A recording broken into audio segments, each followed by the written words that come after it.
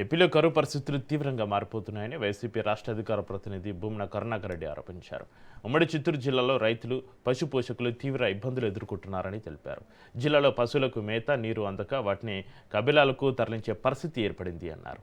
ప్రతి మండలంలో కనీసం 20 నీటి తొట్టెలు ఉండాల్సి ఉండగా 3-4 కూడా అందుబాటులో లేవని విమర్శించారు.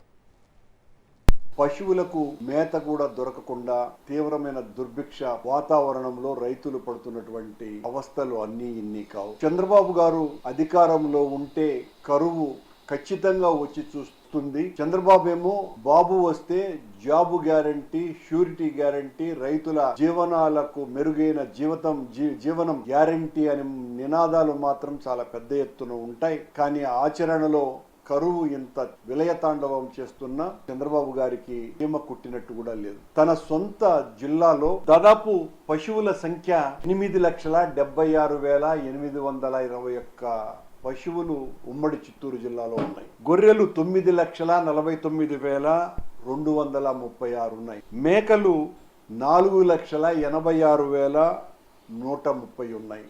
పశువుల పరిస్థితి ఎంత దారుణంగా ఉంది అంటే ఈ రోజున చిత్తూరు జిల్లా నుంచి పశువులకు మేత లేక ఇవన్నీ కూడా కబేళాలకు తరలిస్తున్నారు. ప్రతి మండలానికి 20 నీటి తొట్టెలు ఖచ్చితంగా ఉండాలన్నటువంటి నిర్ణయం ఉంటే కానీ 3-4 కూడా పనిచేయటం లే.